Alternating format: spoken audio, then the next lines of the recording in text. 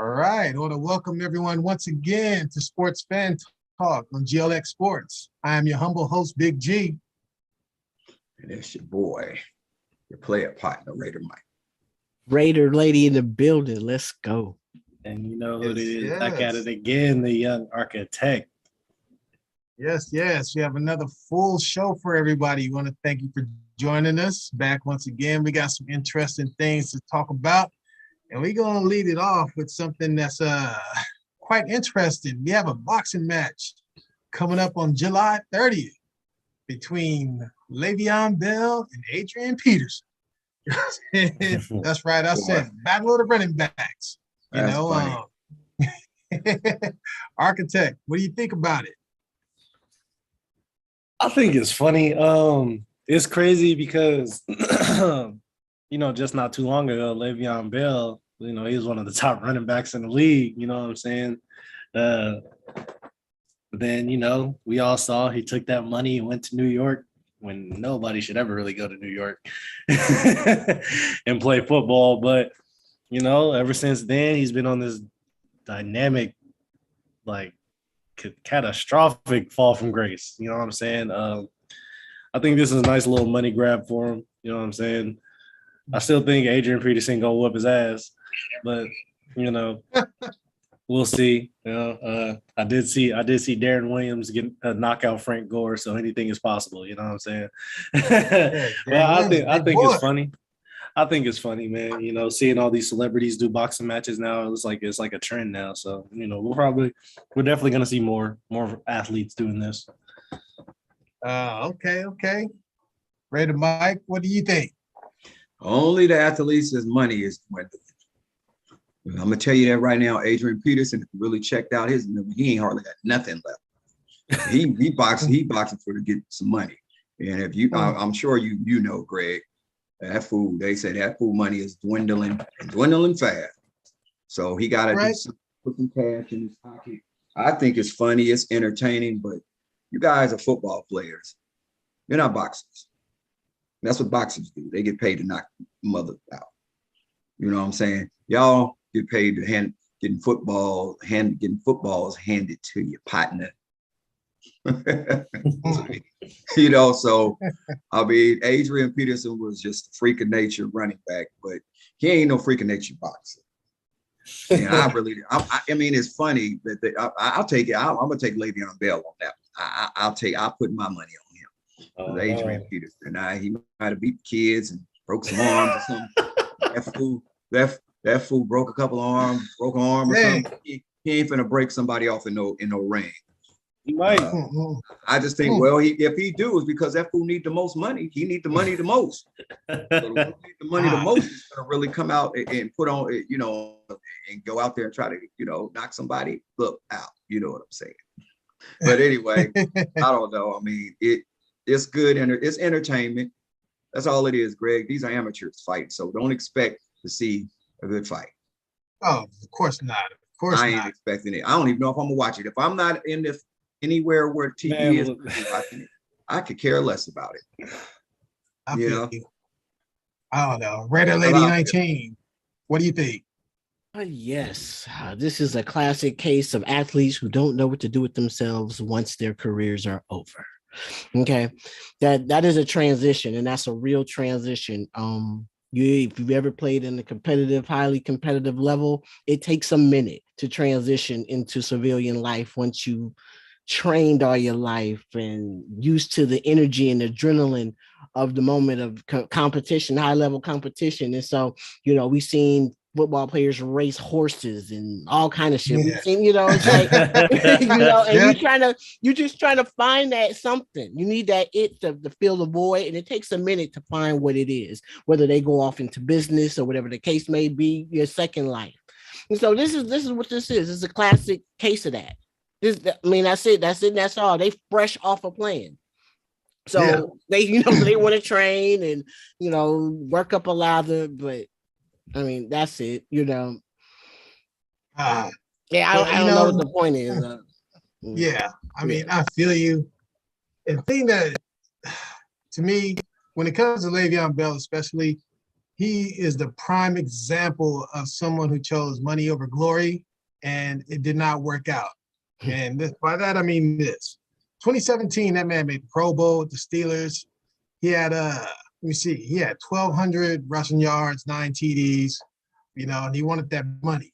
The Steelers wasn't willing to pay him what he thought he should get. So, he held out 2018 and he put out a rap album. You know what I mean? So the first thing you do when you're not playing football, let me hang out with the rappers, you know what I mean? Get all these females and rap, whatever. All right, wasting your time doing that. But then he signed with the Jets. 4 years, $52 million, $35 million guaranteed. So good money. But the Jets are garbage, man. I mean, garbage, O-line, everything. And thing with Le'Veon Bell, his running style was perfect for the Steelers line. They were like custom made for each other. I mean, for him, I've never seen anyone with a running style like him that stopped, scat, scoot, hit the hole. You know what I mean? It was a perfect match. And anyone could see that style could only work with that team, with that line. It was, like I said, custom made for each other. So for me, that man, he should have stuck with the Steelers and played the long game. You know what I mean? I think he had eventually got his money, and he didn't. Then of course for the Jets, and that was the beginning and the end for him. And for Adrian Peterson, he's still trying to figure it out. He still want to play in the NFL. He's like, this is a one-time thing for me. I guess, like you said, he need that little money. He's trying to get his money.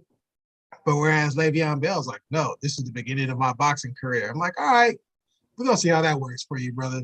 You know what I mean? But I don't know. The one thing I will say as a cautionary tale is Deebo Samuel should pay close attention to what happened to Le'Veon Bell, because he's custom made for what the Niners do, but he want to get that money. If he signed big money somewhere else, I don't think he's going to have the same results. But, it's what do you do? I mean, I want everybody to get their money, though, but I know these guys don't get the money to sacrifice the big picture. So, I don't know. I wish both of these dudes well, but it's sad to me, you know what I mean, to see two high-level people in their own profession go somewhere else and try to do stuff. It just never looks well. Like, man, come on, like that Darren Williams, Frank Gore thing. Darren Williams is like 6'5" point guard, and you think, NBA, he's not considered a big guy. He's like 6'4", but NBA, he's not a big guy, but fighting a 5'11" running back, man, he looked like a giant. Gore is only 5'9". Yeah, only that's 5'9". Man, he was down there beating that man like a hammer hitting a nail, man. So I don't know. It can only Gore really happen in one Frazier. sport. It's only a certain kind of sport you can really transition over to and have really, really high level success as a professional athlete. I only seen it done really at a high level one time, and that's with Althea Gibson, track runner, prolific, athlete, and she went to go play on the LPGA tour back in the day, and she actually won tournaments. Yeah. So see, it's just hard to do. Not everybody can be Deion Sanders in jump sports. You know what I mean? Hit a home run. You know who I blame for people fighting, trying to get in the fight game now? Who's that? Goddamn Herschel Walker.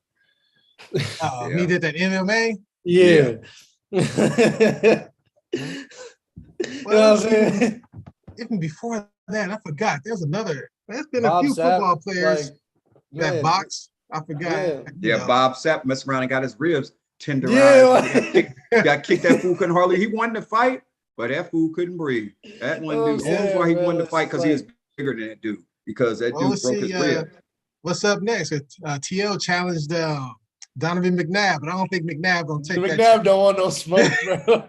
Nah. I don't think he want none of that smoke, man. TL need to sit his obnoxious ass down. You see, down and start crying. Johnson had him one. Like I said, it's a big trend right now, man. For whatever reason, Terrell is a great receiver. People are paying for it. It's almost like because a lot of people are saying, "Oh, like boxing is boring now," but when you see your favorite celebrity in the boxing match, you kind of want to watch it. But it doesn't look the heavyweights. No, it doesn't look good at all. Yeah, it doesn't look good at all. But what's the cat? What's the young white boy now? I mean, cashing in. John Paul, then that Paul. Yeah, the Paul brothers. Yeah, John Paul, whatever. in. He be knocking fools out though. I mean, he training. I mean, he got Floyd's team training him. So yeah, you know, why don't he just get into he regular wants to boxing? be an actual boxer though. Well, he's strategic in who he's fighting. You know what I'm saying? For sure. Let's not get it twisted. Oh, 100%. They always do that. He fought somebody top level, you know what I mean? We know what would happen.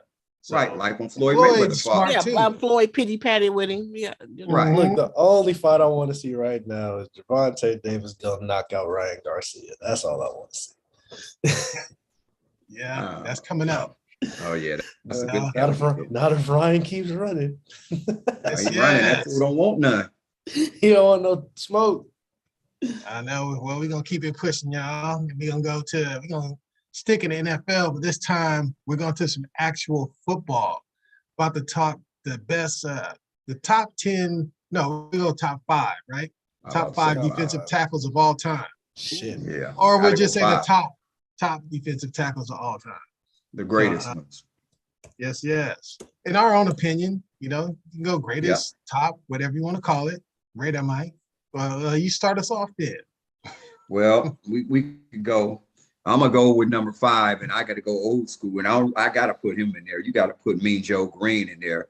Be one of the greatest defensive tackles that ever played a game, because he was the first most intimidating defensive tackle to ever play the game. He was, you know, Mean Joe Green was kicking you in the groin, he was punching you in the stomach, and he used to get to the quarterback, and he had bad intentions on when he got to the quarterback, or if he hit a running back. He was ferocious. You didn't see that commercial. They had to break him down a little bit on that Coca-Cola commercial with that little boy. Well, you know what I'm saying? Thanks, me. He was not a nice man on the football field. He was a damn freaking beast on the football field, and I got a lot of respect for him. I pay homage to him. That dude, he got to be in the top 5 if he ain't number 1. But that's my number 5. My number 4 is another cheap shot artist. Step on your hands and say, "Oh, I wasn't trying to step on his hands. I was just trying to step on his wrist." No, but that madman, he's a ferocious. When he first came out, is Ndamukong Suh. You can't deny that he is one of the greatest. That man go crazy. Defensive tackles ever to play the game because of his size, his power, his speed. You know, that guy hits you, and he hits you, you're going down. I don't care who it is. He get a hold of you, you're going down. And he still can do it now. Even though we trying to sign that fool, we might as well sign him for 1 year. You just bring him in and let him do the run stuff. He ain't as good as pass rusher as he used to be, but he's a great run stuffer and eat up blockers. That's all we need. Let them linebackers tackle. And then number 3, and I got to give it to my penny pension, didn't want to pay the hoe in a hotel during the Super Bowl and got kicked off the NFL Network, but that's my dude though. I still like Warren Sapp. I say Warren Sapp. I still like Warren Sapp. Warren Sapp was a great player. I would have put Jerome Brown on there, but you know, he passed. He didn't play long enough, but Jerome Brown was better than these 3 that I'm talking about. He was that good. But I'll say Warren Sapp is number 3 because Warren Sapp had speed, athletic. He ran the ball on offense. Sometimes they give him little goal line touches and stuff. So I like Warren Sapp. I just think that we don't hear nothing about him now. Ever since that, he like on MIA, unless he on YouTube or something, you know, he on MIA. So, and then number 2, everybody know, I mean, he could have been number 1. He just got surpassed for number 1, but it's John Randall. Who was better than John Randall? I mean, John Randall was a beast, and he talked more than a little bit, but he backed all of it up because he has the most sacks. And I know Aaron Donald will pass him for the most sacks as a defensive tackle. He got 100, and no other defensive tackle has it. Warren Sapp has 99 and a half. I don't know why they didn't let him go back out there and get that 100 sack when he played for the Raiders.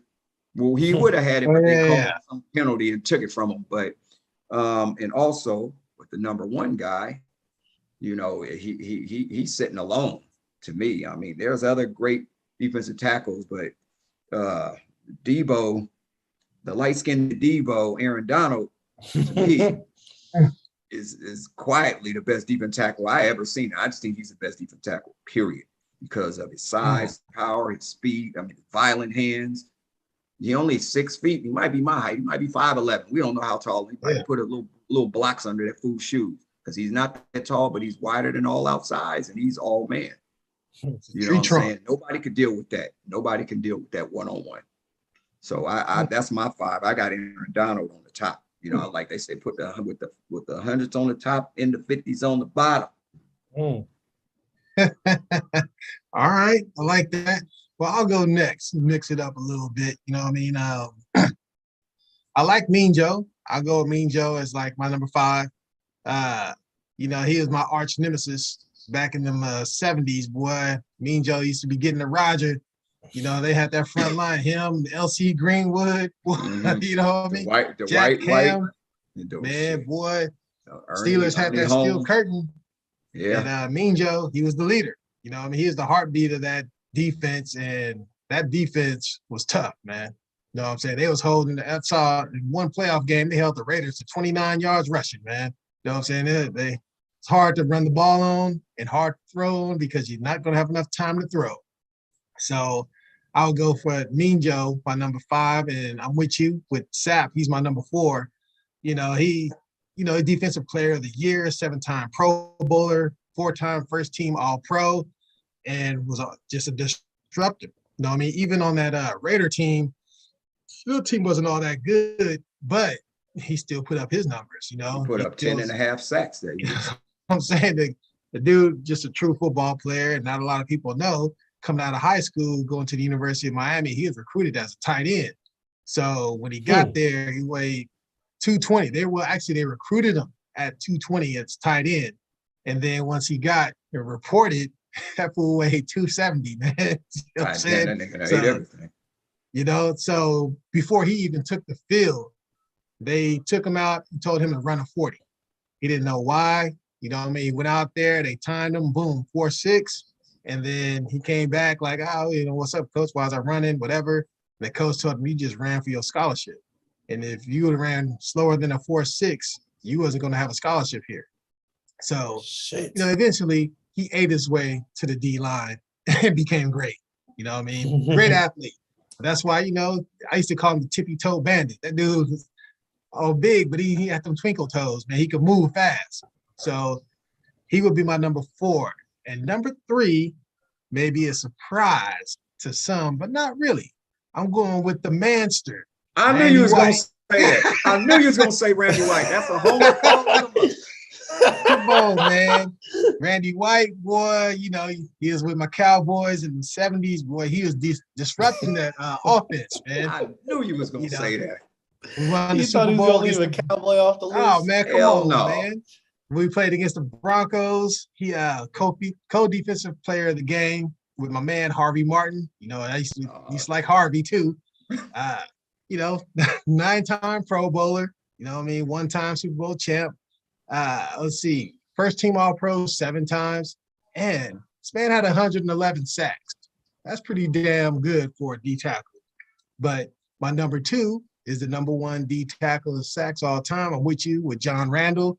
And for those who didn't get to see him play, go ahead and look at them highlights. He was a madman.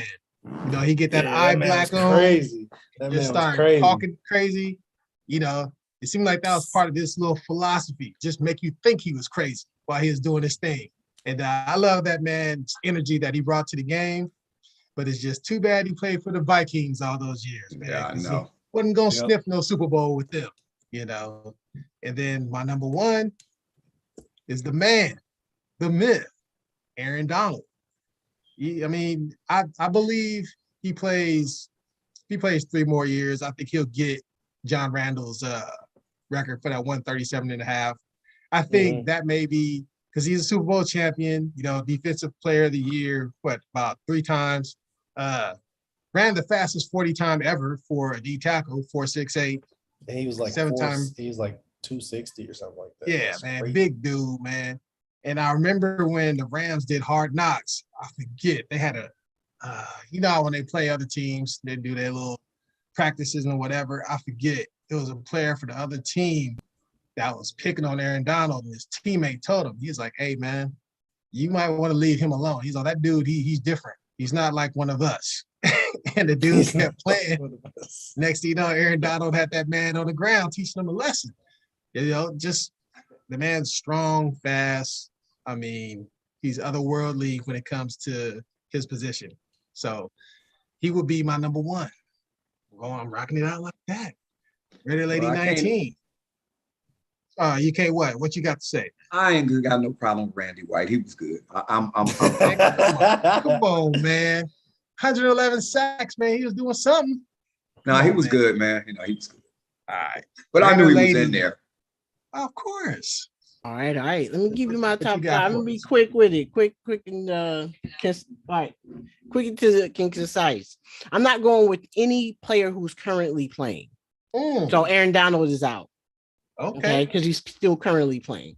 So but then I got one historical. Historical, it got to be Mean Joe Green. That's the I already know about him from the legendary Steel Curtain defense. But the first one I seen, whoever was a star, and I mean like national star, commercials, all that stuff. Other defensive tackles during that time in the early 70s, they weren't stars. He was the first star personality, big man. Just when he come at you, is just a ginormous man. So he's my honorable mention. But now I'm gonna go with what I got for the top 5 currently. I'm starting. This is a little bit different. Number 5. I'm starting with Dana Stubblefield. Stubblefield. Okay. Yes, out of Notre Dame. Got to throw a niner in there in memory of Auntie Pokey, huh? Yeah, man. That's what during when I grew up watching football, surprisingly, it actually wasn't as a Raider fan. It was the San Francisco 49ers. That's what I grew up. That's how I learned the game by watching those teams. And Dana Stubblefield was a force. Although, during that 90s, 1990, I want to say 1994 and on, he was just one of the best. He had great leverage. Played low, but he was a tall man, he was a big man and great hands. So Dana Stubblefield is number 5. Number 4 is Richard Seymour. Richard Seymour is about to go to the Hall of Fame. Richard Seymour is not a joke. Watched him at the University of Georgia. It's nothing he can do. He was a great pass rusher. He's a great pass rusher. He played mean, like a defensive tackle is supposed to play. He commanded double teams every time he put his hand in the dirt. He was that dude. So he goes number 4. You know what I'm saying? Before I go on, because to me, Richard Seymour don't get the props he get. The man was a 7-time. He was a 7-time Pro Bowler and a 3 times All Pro. He played on some great teams, but him and Vincent Wilfork made that defense go. Oh yeah, he was the predominant pass rusher outside of Willie McGinnis. So he goes number 4. Number 3, I'm going with Warren Sapp. I watched a lot of college football back in the 90s, and he was one of my favorites coming out of the U. Cocky. Great off the ball. His first step off of the ball, you can liken it unto Aaron Donald. But that first, to me, who had that explosion, it was Warren Sapp. Number 2 is John Randall. John Randall, Mad Dog. This is what you call the dog. Just put on that Ultimate Warrior face painting. It wasn't just, it was the whole square, it was the whole triangle. And and during those times, he played on good teams. They would just run into the Niners every year and they would get beat, even when those teams were good. But cause havoc. I love violence up the middle. And when you just create a lot of violence, you that dude. And that was him. Was he on that team with Culpepper, Moss, Carter? Yes. Damn. Yes. Ooh. Absolutely. Okay. Yeah, when they blew the Super Bowl. Yeah. They lost to Atlanta. Yeah. That's when Vic split the defenders, ain't it? No. Huh? No. That was a different time. That was before Vic. Okay. Right. That was Chris Miller. Chris Miller got or Chandler got him there. It was Chandler, yeah, not Chris Miller. I'll correct myself. Okay. Chandler All right, Ray Lady. I didn't mean to cut you, but you brought No, back no, a no. memory. Yeah, no. You good. And then that other dude, actually, I got my guys in mismatched. Instead of Warren, John Randall was number one. I should have had number 4 was Cortez Kennedy. I forgot about Cortez. Oh yeah, Kennedy. Yeah, he was a beast. Cortez, he was for a beast. Seattle. Yes, Seattle. For the Seahawks. He was out of the U. Yeah, so that's the person that I missed. So, but that's my top 5. So no current players. Sorry, Aaron. Your time's gonna come. You that guy. But I forgot about Cortez Kennedy, but he passed. He passed away. He was great. I forgot about him. So he was actually not my number 4, not Richard Seymour. Okay. So nice list. I like that. Yeah, man. That's it. Let's see what the architect. What you got, man? Youngster? What you got for us? Yeah, exactly. Youngster. Outside of one old head for me.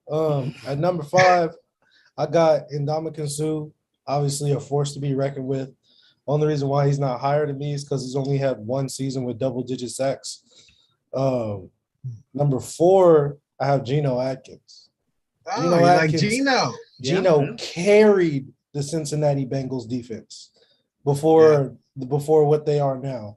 You know what I'm saying? He was the Cincinnati defense. You know what I'm saying? Multiple Pro Bowler, multiple years with double-digit sacks. I'm talking 13, 14 and a half sacks. At number 3, I got Warren Sapp. You know what I'm saying? For me, I kind of caught him at the tail end of his career when he was playing with the Raiders, when he had them ugly-ass cornrows. But going back, watching the highlights, you know, especially when on that Tampa Bay team, like, that man was a force to be reckoned with. And then obviously watching, like, 30 for 30 the U and stuff like that, just, like, listening to people talk about Warren Sapp, you know what I'm saying? Hell of a player. You know what I think was funny? I think all 3 of us have Warren Sapp at number 3, huh? For all 4 of us, right? Yeah. Interesting, because we don't consult everybody. Yeah. Number 2, I think I'm with everybody else. I got outside of Raider Lady, I got John Randall, number 2. You know what I'm saying? Maniac, dog. Like, a man, like, I feel like he was the blueprint for who my number 1 guy is, and that is Aaron Donald. And the only reason why I have Aaron Donald above John Randall is because not only have I seen him play, but, like, he made a play in the most important game of his career. You know what I'm saying? In that Super Bowl, they needed a stop. Who did they call? 99. You triple team him. You try to chip him, no matter what. That man gonna get through and get to the quarterback, man. He's virtually unstoppable. He looked like a video game character out there on the field, man. You know what I'm saying? As good as that team was, they went to their guy. They didn't go to Matthew Stafford. They didn't look to none of that. Even Sean McVay, if you watch the little mic'd up thing, was like, Aaron Donald is gonna make a play, like, and that's what happened. You feel what I'm saying? And I don't think his career is gonna be. I think at the end of the day, I think his career, he's gonna go down as the all-time leader in sacks as defensive tackle. He's gonna be a first ballot Hall of Famer as soon as his 5 years is up. He's gonna be in there. You know what I'm saying? Shit. He might even have a statue outside of Rams Stadium. You know what I'm saying? Aaron Donald he's a freak of nature, man. Like, you want to talk about Lawrence Taylor being the greatest defensive player of all time? Aaron Donald, Lawrence Taylor up here, Aaron Donald like right here to me. You know what I'm saying? Reggie White. I see. I ain't really watch Reggie like that. Yeah, I gotta put me up on game. I gotta check out some Reggie stuff. No, Reggie. You know what I'm saying? We might have to do the DNs because that's an impressive list too. Yeah, like DNs go crazy now. Yeah. No, I'm definitely have to check out Reggie White, but I'm yeah, man. I think Aaron Donald, he's one of one, especially when you come at the defensive tackle position, man. One of one type of guy. Yes, indeed. Impressive, everyone. Like everybody's selections, you know, it's no wrong answers, of course, as long as you can back up, you know, what you say with whatever, with stats or with, you know, commentary. It's all good. Next up, something quite interesting. I have 3 Raiders fans on here, and we're gonna preview the AFC West. Know what I'm saying? And About time. Let me move over. I gotta get in position. I gotta look good on this. Let me go. yeah, you know, I've been waiting for this shit. Get down dirty. Hey man, spotlight. I'm getting mine out the way. Coming up, you know, I know y'all gonna get down and dirty. I think mine might surprise y'all a little bit, but I'm gonna go in. So, coming in last place in this division, I have the Denver Broncos. I don't give a damn about their defense is gonna be solid. It's gonna be tough. They were good last year. You know what I mean? Patrick Surtain the second. He's tough, man. He's good. They got my man Randy Gregory on that D line. It's already good. Then you add Russell to the mix. You got a little something. You know what I mean? They're gonna be formidable, but in a division full of good teams, I just think they're the fourth place team. And then coming up to third place, guess what, y'all? I got the Kansas City Chiefs. Whoa. Third place in that division. What? Hey, man. Because they don't have the cheetah? Not just because of that. You know what I mean? Everybody is looking to beat up the bully on the block. You know what I mean? And let's not act like they were running just roughshod through the division. They had some losses. They took some home losses too, man. You know, the Chargers, give them tough game. The Raiders, you know what I mean? The Raiders weren't necessarily a team that was playing to the best of their ability, but they played the damn Chiefs tough. You know what I'm saying? So, and Mahomes, I've been watching gradual decline, not in the sense of decline to the point where he's not good, but he's come back to the pack. You know what I mean? He was light years ahead of defenses and all that behind the back and sideways shit. You know what I mean? He was able to do that. But that's the league is catching up to that. So, and he lost his freaking nuke bomb. You know what I mean? He lost the cheetah. You know what I mean? The Warriors lost Durant, and they had to figure a different way to do things. It was harder to win a championship. With Durant, it was easy. So for Kansas City, you still got Kelsey, you know what I'm saying? But do you trust freaking what's that dude, man? Nicole Hartman. Yeah, Nicole Hartman, man. Come on, he just drafted somebody else too to try and replace Tyreek Hill. Yeah, Sky Moore. Sky Moore. Yeah. Edwards-Helaire, he has to prove that, you know what I mean, he could run the rock. You know what I mean? So let's not act like they're automatic. So I got them as number 3. Number 2, got the Las Vegas Raiders. I think you guys are going to surprise. And actually, my number 2, I could flip-flop with my number 1. I think either you guys or the Chargers are going to win this damn division. And I think it's because the Raiders, you guys have a core now that have been there for a while, like Waller, you know what I mean, Carr, and what's running back's name? Josh Jacobs. You know, and that defensive line with Chandler on there, you know what I'm saying? You guys, the only thing that scares me about you guys is secondary. I don't know if you trust that secondary, but your D-line is going to be so damn good. You know, it's going to make the secondary a little better. And then the Chargers, man, I just like Justin Herbert, man. I mean, I don't crown him. I don't put him as an elite quarterback yet, but I like his progression. You know what I mean? And when you count football players out, that seems to be when they rise to the occasion. And right now, people are trying to act like Khalil Mack is washed up. And he's another man-child. You know what I mean? Aaron Donald's career has went on a different trajectory than his because Mack has had injuries and whatnot. But that's when he got traded. He's right there talent-wise and as far as being a man-child and a beast with Aaron Donald. And he all say with a healthy Khalil Mack. That's a right there too. Stay with the Raiders, he'd be better. And the Chargers got J.C. Jackson too. You know what I'm saying? Shit. But that's the thing. I think J.C. Jackson is a product of the Patriots. Overrated. Ooh, yeah, he overrated. Overrated. Okay. Stephon Diggs took his lunch money. That's what I'm saying. You know what I'm saying? Okay. Anyways, we'll talk about it. They still got Keenan Allen. They got Mike Williams. They got Eckler. Hey. I mean, you know, It's going to be the Raiders or the Chargers win the AFC West. But since we're on this, I'll go Raiders second. I'll go Chargers first. Architect, we're going to let you go. We're going to go, we're going to let the lady wrap us up. And Raider Mike, you're going to go next after Architect. Okay. So for me, I got the Broncos in fourth, man. Don't get me wrong. I know Russell Wilson is a hell of a quarterback. You know what I'm saying? I think when it's all said and done, he'll probably end up being in the Hall of Fame. He will. I know those weapons that he has with Cortland Sutton and Jerry Jeudy, even though Jerry Jeudy coming off that injury. Melvin Gordon, he kind of had a resurgence going to Denver. You know what I'm saying? It's solid. It's a solid little offense. Their O-line isn't great, but I feel like it's better than what he had in Seattle. Defensively, I don't necessarily, outside of Patrick Surtain, I think they have that safety, if I'm not mistaken. I forgot his name off the top of my head. But other than that, man, I mean, Bradley Chubb, he's kind of injury prone.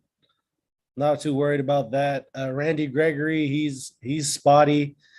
You know what I'm saying? I think he was a good signing for y'all. I guess y'all good signing for Denver as far as like stealing him from the Cowboys. And then my biggest thing is they head coach. That man didn't call a single play. You know what I'm saying? That like I'm really curious to see how that's gonna play out. Third place, it was kind of tough for me to go between the Chargers and the Chiefs. I kind of looked further into it. I was like, I like Patrick Mahomes a little bit more than Justin Herbert as far as talent-wise. Because, I mean, truth be told, Pat Mahomes still got Travis Kelce. You know what I'm saying? And we saw what Tom Brady did with just Rob Gronkowski, for real, and a couple of no names. I think Justin Herbert, he still got some learning to do. You know what I'm saying? Don't get me wrong. I love Keenan Allen. I think he's a top 5 receiver, if not top 10. You know what I'm saying? I just don't think he gets the respect that he does because he's in LA. But Justin Herbert can only do so much. That O-line, it's okay. And then the defense as well. Yeah, Khalil Mack is a hell of a player, but he's not that player that he once used to be. You know what I'm saying? I do feel like he's going to have somewhat of a chip on his shoulder because he's in his old division and he gets to play the Raiders twice a year, blah, blah, blah. But let me ask you guys real quick. As far as KC, who do they have on the outside now? Who's their threats? You know what I mean? Wide receivers? Yeah. You got Nicole Hardman. You got Juju Smith-Schuster. You got the dude from the Sky Packers, Moore. Scantlin. Now Scantling is a deep. I didn't say who plays the positions. I said threats. Juju Smith is not a. He's not but we a know threat. he ain't a threat. They don't have any threats except for Kelce. They got Kelce. But that's the thing, though. It's going to be hard for Kelce. But that's the thing. You got to think Andy Reid's mind, man. Andy Reid is an offensive guru. He'll figure it out. I trust Andy Reid more than I trust whoever. I forgot the name of the damn Chargers coach. That man, the dummy that called the timeout. Yeah, that man believes in statistics and all that bullshit. Analytics. I don't give a damn. What is his name? Arthur that, Smith. What's his name? X's Arthur and Smith. O's, bro. Like, No, his name is Arthur Smith because he came from the Titans. Arthur Smith. Oh yeah, like anyway, like I think I trust Andy Reid way more. Andy Reid and Patrick Mahomes more than an analytical coach in Justin Herbert. You know what I'm saying? Like, okay. I'm gonna just although I know KC's defense has always been kind of shoddy, but I feel like they'll figure it out. So I'll put KC at 2, and then honestly, I see the Raiders being number 1, not just because I'm a Raider fan, but just because they actually have an actual core. They have, you want to talk about the offense, you know what I'm saying? We have Josh Jacobs, Kenyon Drake. We have a running back room now. It's not just really Josh Jacobs and Kenyon Drake.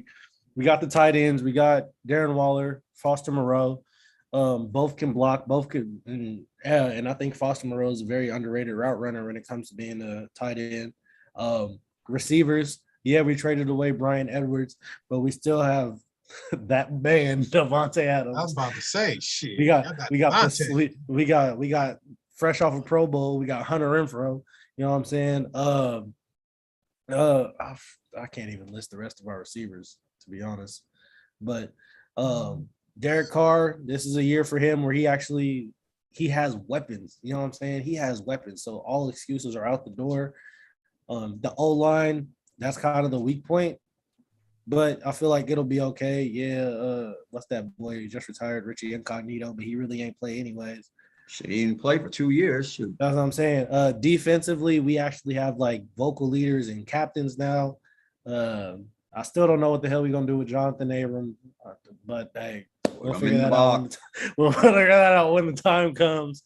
But no, I like Denzel Perryman at middle linebacker. I like Max Crosby and Chandler Jones, who I feel like people forget about Chandler Jones, to be honest. That man came out week 1, 5 sacks, like on Taylor Lewan, who Taylor Lewan is a Pro Bowl, like multiple time Pro Bowl left tackle.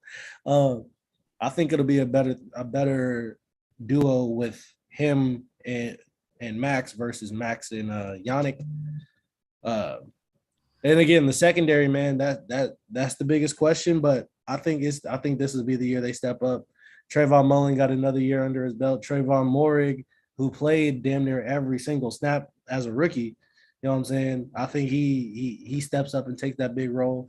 Plus, I mean, I look at Josh McDaniels. This is the second time around, man. It's a lot of coaches who had that second time, who got their second chance, and they flourish. You know what I'm saying? Especially he has everything that he needs. You know what I'm saying? Necessarily when he was in Denver, that man had crybaby Brandon Marshall and smoking Jay Cutler, and you know what I'm saying? Like people forget that they started 7-0. Like, you know what I'm saying? When he, I forgot that they fell apart because his personality didn't click. But when he was calling, they started off hot. You know, that's what happened there. And you know what I'm saying? I think don't get me. I think it's gonna be a tough battle between Kansas City and the Raiders, but I think the Raiders is gonna. I think this is the year where the Raiders take that leap.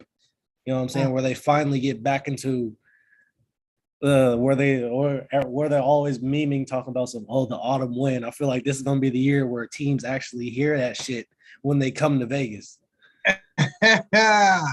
Hey, I think so, man. I mean, hey, you know, the NFL is always great when the Cowboys and the Raiders, when they're winning, the NFL's winning. You know what I'm saying? So you'll see a lot of black and silver in a lot of stadiums, man. I think the Raiders might be doing something. Raider Mike, you done readjusted your seat and your lighting and everything. I gotta look good, you know, and I'm looking good. So yeah. Now, like I said, if they can hear it, they fear it. That's all I'm gonna say about my Raiders. They're gonna hear it, they're gonna fear it. But anyway, and I'm gonna tell you who my surprise number team is gonna be. Number 4 is gonna be. I'm gonna tell you, it's gonna be the Kansas City Chiefs. They're gonna be at the bottom this time. They ain't on the top this time, my friend. Shit. They're going to the bottom. It's on the top to the bottom. They're gonna be the bottom. They're gonna be the bottom hoe. Why is that? Because they don't have. He doesn't have the weapons at his disposal. He doesn't have the nuclear bomb, like we said, / bionic wide receiver that made hell for a secondary to cover him. Travis Kelce is a great tight end. I like Kelce, but now we can neutralize him a little bit. Double him and say, hey, Nicole Hartman, with all your speed, can you beat us? Juju Smith-Schuster, are you going to run across the middle and catch a pass? Sky Moore, we asking you to take the top off the defense, like the Cheetah just did. I think MVS and then the running game. Edwards-Helaire is a change of pace back. He's not a 4-3 down back. They need a 3 down back. They don't have it. They don't have them. They might have Jared McKinnon. Still, I think they signed him for another 3 down back either. Yeah, but he's not either. He's a 2 down back. He'll be down. When I mean 2 down on the ground, tear his ACL. It's gonna be an injury in the offseason every year. He's a great. Oh, don't forget they got Ronald Jones too. Yeah, Ronald Jones, but Ronald Jones. I mean, no, man. I'm just saying because their defenses, they got that paper mache defense. I mean, it did play good when they needed them to a little bit at some point, but they got scorched by Gabriel from the Bills exposed. Oh yeah, he had like 4 TDs, didn't he? Yeah, 4. He exposed Tyrann Matthews. He exposed the cornerbacks. He exposed the whole defense. Shit. I mean, poor ass up. Jerry Rice never scored 4 touchdowns in a playoff game. Man, hey, you got a point. That's I ain't tough. saying Josh Allen is that man, but he looked like that man today. So, but I gotta take Kansas City number 4. I think they're gonna really take a backseat and sit this. They're gonna sit down and come down to reality. They're gonna be number 4. My number 3 team is gonna be the Denver Broncos. And I'm gonna tell you why. Because like I just said on Tupac, I'm gonna tell you why I'm mad, son. I'm gonna tell you why. Number 1 reason with them, their offensive line, shitty. Russell Wilson may be coming into a little bit better offensive line, but when it comes to playing the Chargers and the Raiders, he might get beat like a pinata. He's gonna be beat like a human pinata. I'm just trying to tell you right now, and Max Crosby gonna have to stick with no blindfold on, cheating. So I'm just telling you right now, Mad Max gonna beat him like he ain't had the mask on.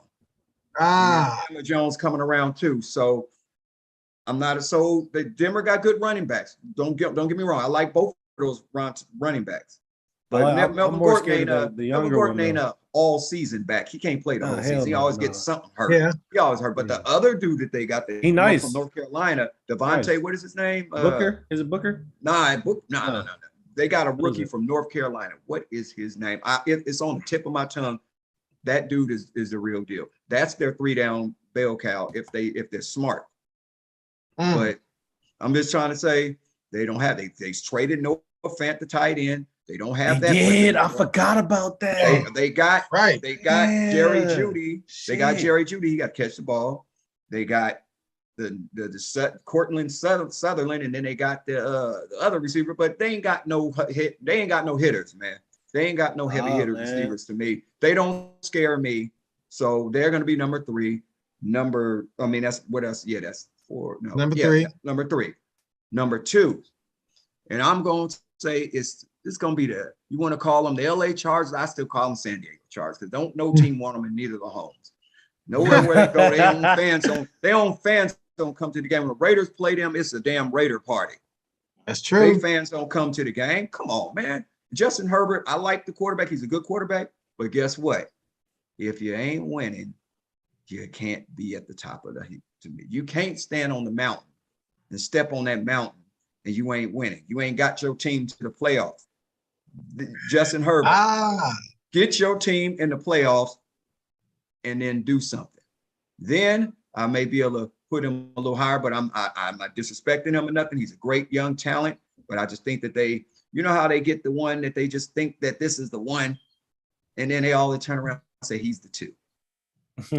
So I'm just saying he got great receivers. Khalil Mack, I love Khalil Mack. That's my dude, but he has lost a step or two from that foot injury. I hope he plays well, but just not against us. Just forget it. You can play the same way you've been playing when you was injured against us, and I'm all good. But I love the guy. I still have his hoodie. You know what I'm saying? I just don't want him to do good against us. Now, Big Nose Joey, the Bozo the Clown Boza, he ate his words because I know Derek Carr. Remember after we won that game, Derek Carr went over and said something to him? Yeah. And I bet you because he said Derek Carr gets Derek Carr is a God-first man, right? Mm-hmm. But I bet you when Derek Carr went past him, he said, "Don't you ever disrespect me again, mother." Disrespected, and he had to eat his words. I'm just saying, they got the receivers. They have everything. They have Eckler, but Eckler is injury prone. So let's just get that out the way right now. He don't play a whole season. She's just not big enough. I mean, he's not. He's a great running back. He's a double threat. He can catch the ball. He can run the ball, right? But I question him, can he block? Can he block Max Crosby? Max Crosby get unabated. Can he block Denzel Perry when he get unabated? Not a lot of people can. Hell, no. He ain't blocking Denzel Perry unabated. Can he block Jonathan Abrams unabated? No. Jonathan Abrams was like a damn missile. That's my second team. No, let me get to it. I'm gonna tell you what we're gonna do with Jonathan Abrams. Now let's get to the good part. Let's get to the Las Vegas / Raiders. Will always be the Oakland Raiders in my heart. That's right. They're the Las Vegas Raiders. So we're gonna roll with that. The Raiders has got the number 1 threat in the NFL. They got the best wide receiver on the planet, mind you, on this team. And everybody say, "Oh, you hear these people player hating. Oh, he's not going to have that good of a year." He's not Cooper Kupp. What? Derek Carr is a spread the ball around quarterback. He ain't just going to look for Devontae Adams. You know what? Who going to double? You going to double him or you going to double Waller? Pick your poison. I'm ready. I'm so fired up about this. With the offensive line, Denzel Good is coming back. So you guys forget about that. Denzel Good is coming back. He's the guard. Now, if the right tackle can't make it, you know Denzel Good played tackle for us too. So we can move him to right tackle, keep John Simpson at left tackle, and keep we keep Leatherwood at guard. And we got, old boy is our best offensive lineman though. Is Colton Miller. Yeah. Give Colton Miller. Hey, they was hating on him when we drafted him. Give him his props because the first year he was hating on that boy. He got his butt kicked the first year. Now you can't even hear the other defense end coming on the other side. You don't even hear him. He don't even exist. I got to give him his credit. I got to give him his credit. So they can say what you want about our line. Denzel Good will make our line that much better. Our defensive line, we got the DNs. We got the linebackers. Break it down, sweet Big Willie. But listen, the way those guys gonna get after the quarterback, our defensive backs are gonna look good. Because I'm gonna tell you, quiet as kept, the second best, one of the sleeping defensive backs, and you guys probably don't agree with me and won't know who it is, and I bet you don't.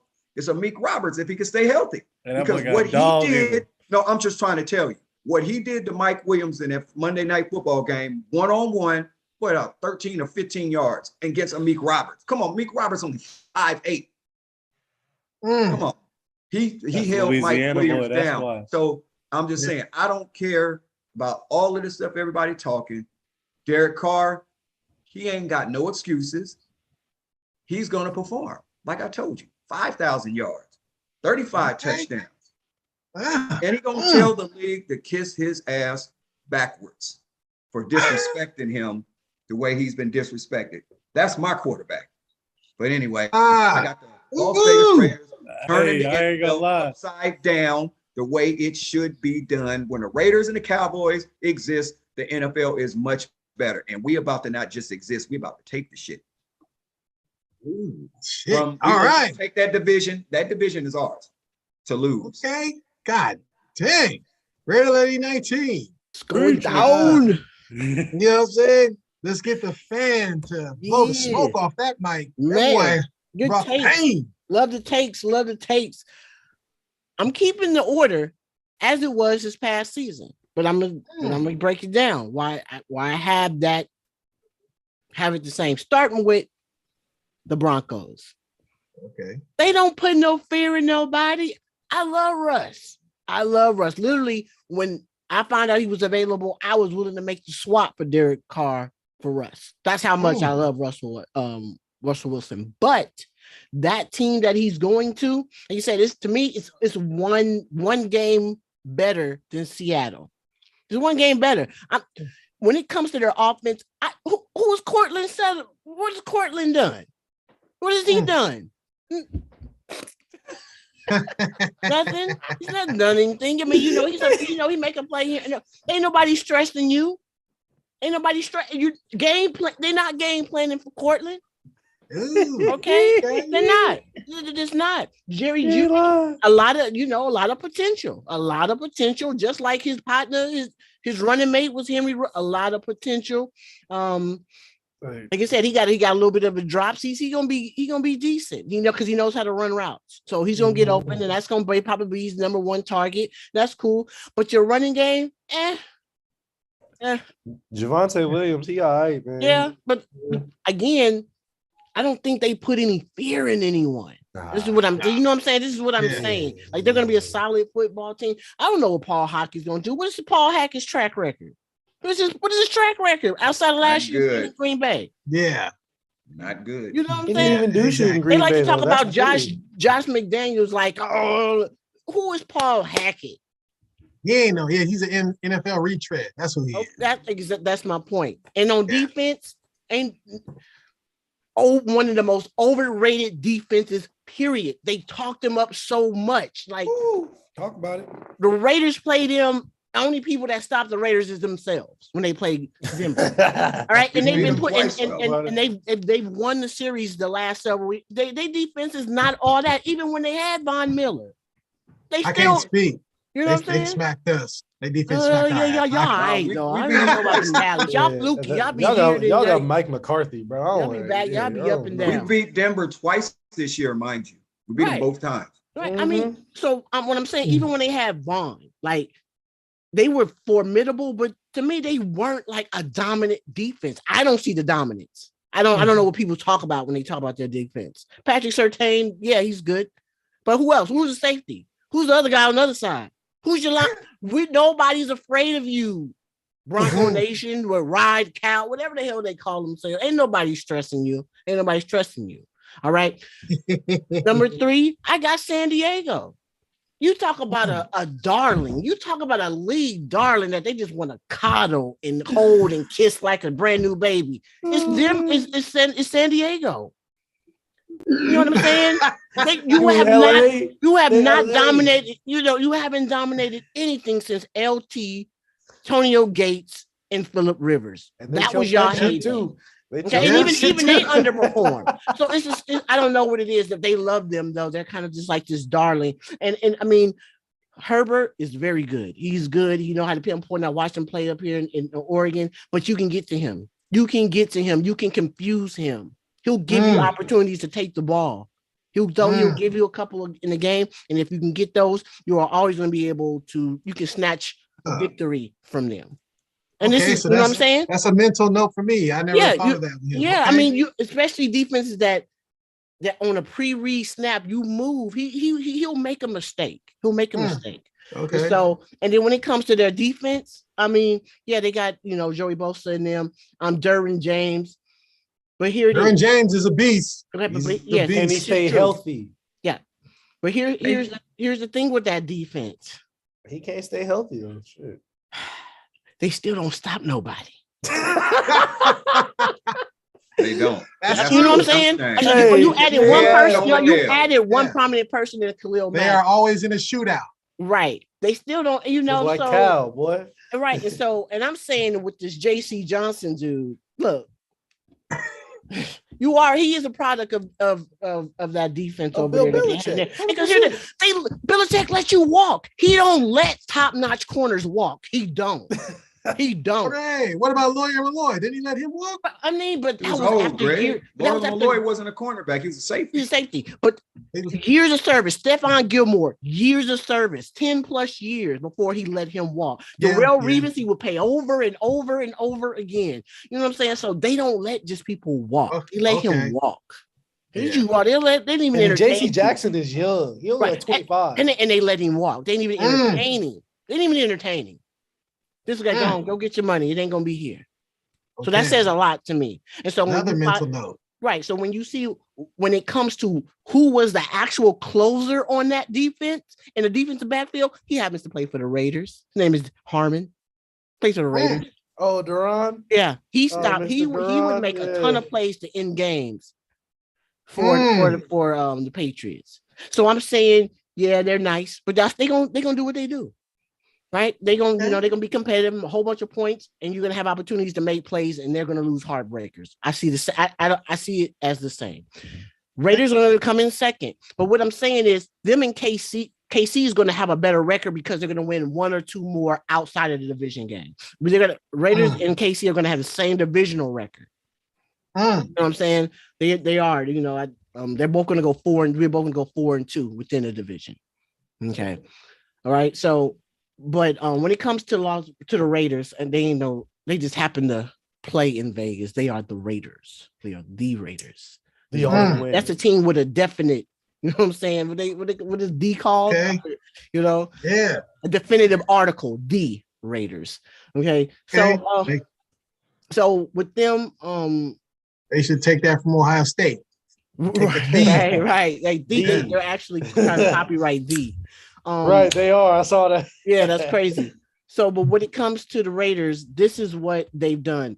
Derek Carr, as much as he wanted to adopt the Mamba mentality, he understands his place in history. He understands what he has to do. He needed that guy on the outside that's going to take him to the next level. Sometimes they say it's the quarterback that take you to the next level, but he needed a real running mate to be able to take him to that next level. And he got it in Devontae. He got it in somebody he knows, somebody he trusts, because he is truly a quarterback. If you don't show it in practice, he ain't throwing it to you in the game. That was the problem with Brian Edwards. This is why Brian Edwards was expendable. Is for the talent and the size that I think Brian had, he didn't trust him after a while. This is why you're not getting your targets. It's not because Derek not reading the field and stuff like that. So I'm saying with that offense, and how McDaniels calls plays, you know what I'm saying? When you watch the Patriots over all those years, how they exploit, all those throws that they make is what Derek is already good at. Okay. He is a good medium pass, 10, 12, 8 yards, 6, 7, 8 yards. Brady threw a lot of that. He threw a lot of 6, 7, 8, 9 yard passes. But when he can dunk, yeah, for sure. Yeah, but when he had to go get 12, he can go get it just like that. And I'm telling you, just the pace in which McDaniel calls the game is going to be able to help them. It's going to make them better. You're not going to just go into the huddle every time. They know how to. They know how to move. You know what I'm saying? Like 1 minute they'll take their time and then they'll go no huddle and they'll do it for a series or two and then they'll pull back and go more traditional. I like the unpredictability that this team is going to have that they have not had in years. Okay, you already knew what you was getting. It was predictable. And now with that trio, they run by committee. It's going to help Josh. It's going to help Josh. Running by committee is going to extend his career. You know what I'm saying? And on defense, let me hurry up and wrap this up. On defense, that is the most underrated upgrades for this team that nobody is really talking about. They needed another outside linebacker who can cover. They got it in Jayon Brown. He felt disrespected. He played well for Tennessee for 4 years.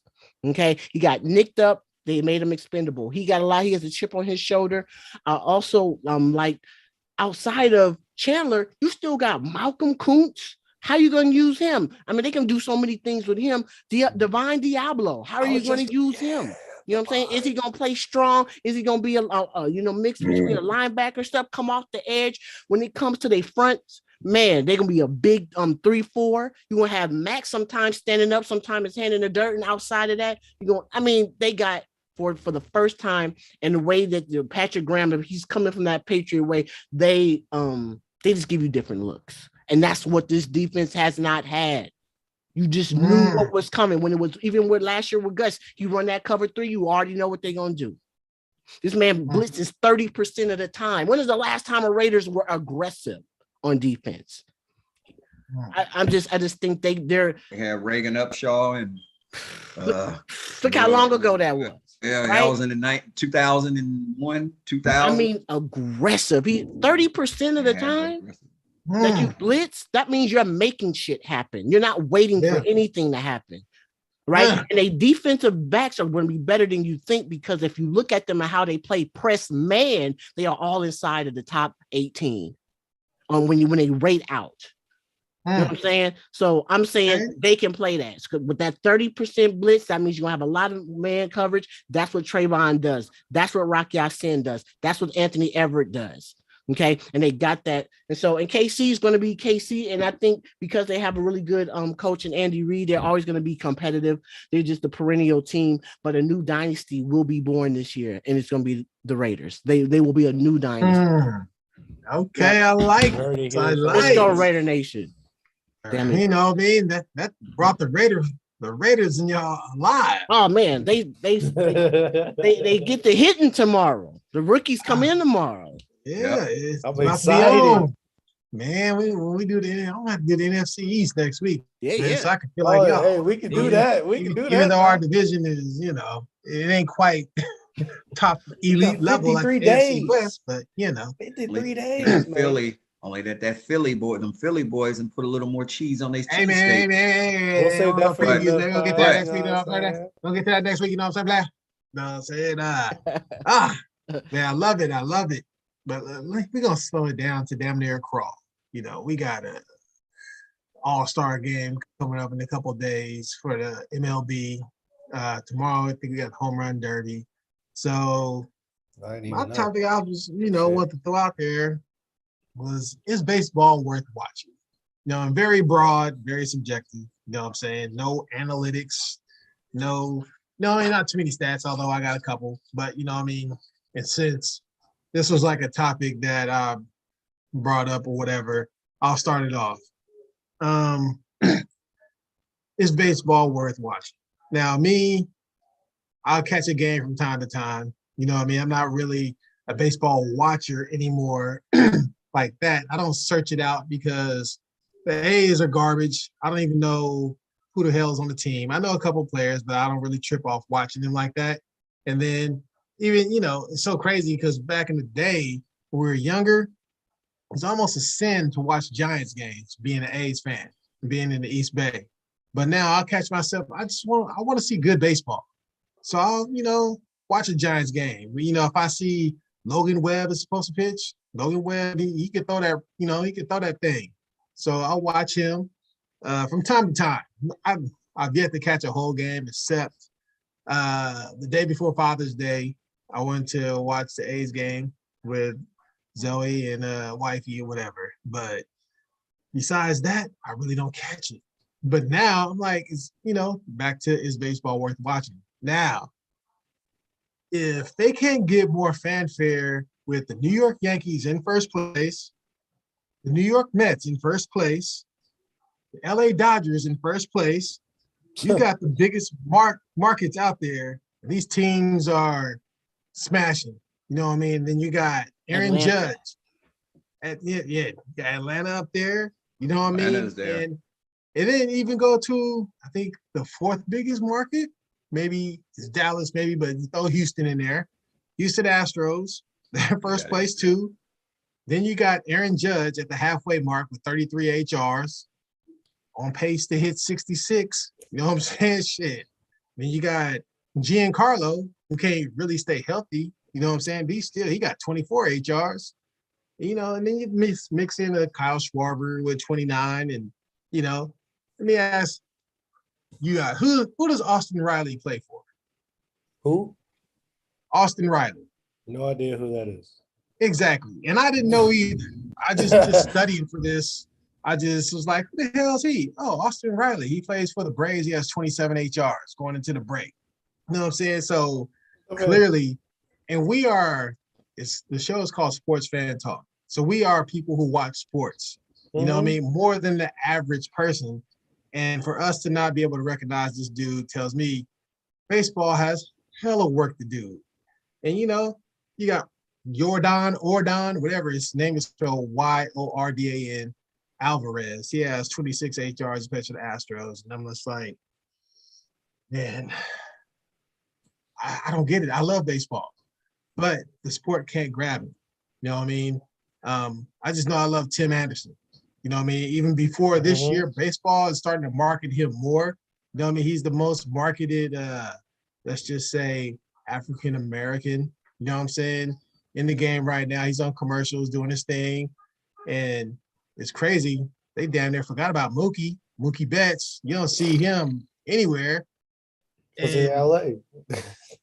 Yeah, he's in LA. They're in first place. Man, he should be plastered all over the place fucking more than Baker Mayfield was with the Cleveland Browns. You know what I'm saying? I'm like, Mayfield had all kind of stuff. Come on now. Be real. It's like baseball is horrible at marketing. They do not know how to market their best and their brightest stars. I mean, hell, man. Even Bryce Harper, do you really see him like you think you would for somebody who won the I don't MVP? see him. Shit, fucking Mike Trout, goddamn. That's what I'm saying. Mike Trout. I mean, goddamn. Mike Trout got damn near the biggest contract in MLB. Like, what the hell? Bruh. 400 million. I think he do got the biggest one, though. Well, what about Ohtani? You know what I'm saying? That's the show. That's the one who's putting the butts in the seats. Man, he could have 10 strikeouts pitching in the game and hit a home run. You know, in baseball, I mean, whoever their marketing person, they need to go to the NBA because the NBA is good at marketing players. You know what I mean? And MLB, their whole thing is it's all about team. But I'm like, you're never going to get over unless you learn how to market the team and the players. The Yankees, they market themselves. You know what I'm saying? It's just like the New York Yankees, it's a brand. And the Dodgers kind of is the same way.